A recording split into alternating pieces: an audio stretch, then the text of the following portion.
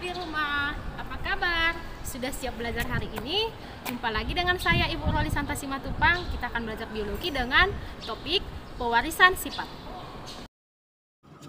Sedikit banyak, setiap anak memiliki kemiripan fisik dengan ayah atau ibunya.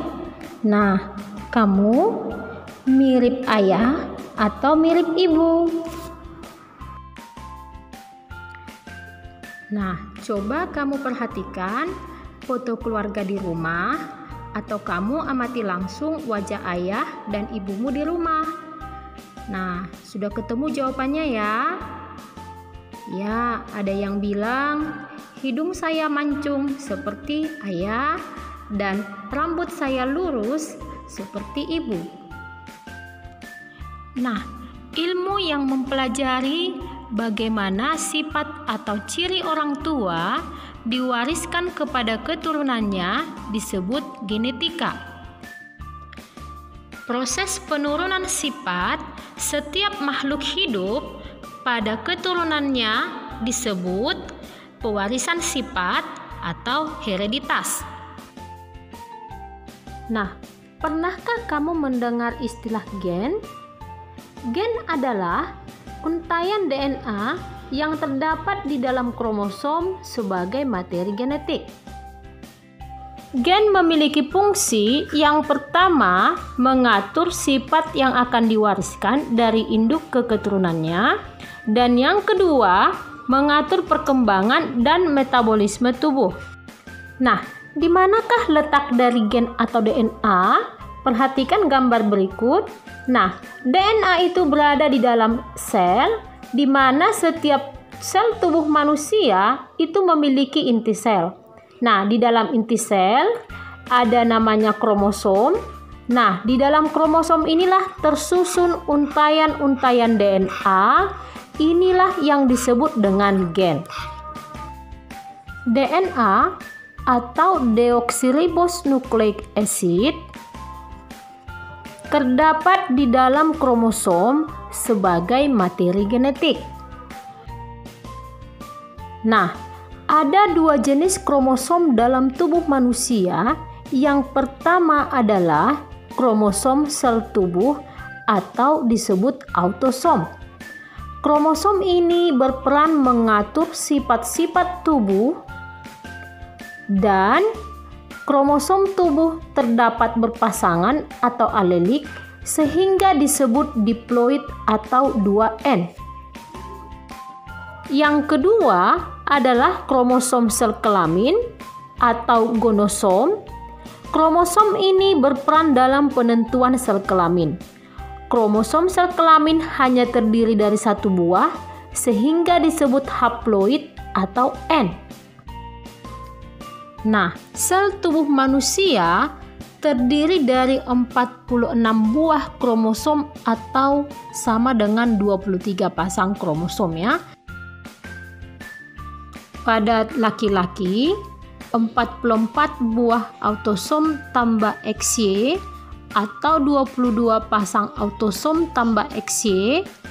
Pada perempuan 44 buah autosom tambah XX atau 22 pasang autosom tambah XX. Nah, sekarang Ibu akan menjelaskan bagaimana sifat-sifat menurun itu diwariskan oleh induk atau orang tua ke keturunannya atau dari orang tua ke kita, ke anaknya ya. Nah, tentunya itu melalui sel kelamin yaitu sel sperma dan ovum. Nah, jadi perhatikan gambar di depan.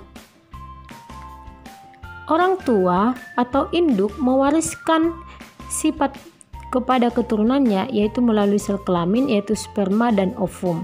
Nah, sperma dan ovum memiliki inti sel yang di dalamnya mengandung kromosom haploid.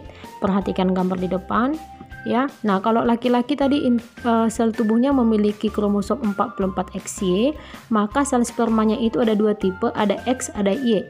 Jumlah kromosomnya separuh. Ini 22X, ini 22Y. Berarti ini sperma X, ini sperma Y. Nah, kemudian wanita sel tubuhnya memiliki jumlah kromosom 44XX dan sel telurnya atau ovum 22X. Nah, jadi kalau seorang anak laki-laki ya, seorang anak laki-laki, kromosom XY-nya diperoleh dari siapa? Perhatikan ini. Y-nya dari sel sperma ayah, X-nya dari sel telur ibu. Berarti ovum ini dibuahi oleh sel sperma Y. Maka lahirlah anaknya anak laki-laki. Maka setengah dari sifat ibu yang 22 ini ya akan bergabung. Terjadi di sini penyatuan inti. Bisa ya? Nah, kemudian kalau anak perempuan bagaimana? Anak perempuan itu berarti yang membuahi sel telur atau ovum adalah sperma X, sehingga muncul di sini XX. Nah, jadi XX ini berarti anaknya perempuan. Maka setengah dari sifat ibu dari autosom tadi, sifat tubuhnya atau ciri fisiknya 22 dari ibu, setengah 22 dari ayah. Nah, dari sinilah diturunkan sifat dari ayah kita dan ibu kita. Bisa ya? Nah, berarti kalau kamu anak perempuan, setengah dari sifat fisik ibu ya, ini tadi autosom ya. Autosom itu berarti mengatur sifat tubuh ya. Nah, dari setengah dari ayah, setengah dari ibu, itulah kita. Kalau kita anak perempuan, maka sel telur ibu kita dibuahi oleh sperma X papa. Dan kalau kita anak laki-laki, sel telur ibu kita dibuahi oleh sel sperma Y papa kita. Jadi, kita merupakan gabungan dari sifat ayah dan ibu kita, di mana sifat itu diwariskan ke kita melalui fertilisasi atau penggabungan inti sel sperma dengan sel telur ya. Nah, jadi terjawab ya bagaimana penurunan sifat dari orang tua ke anaknya, yaitu dengan didahului oleh adanya fertilisasi atau perkawinan.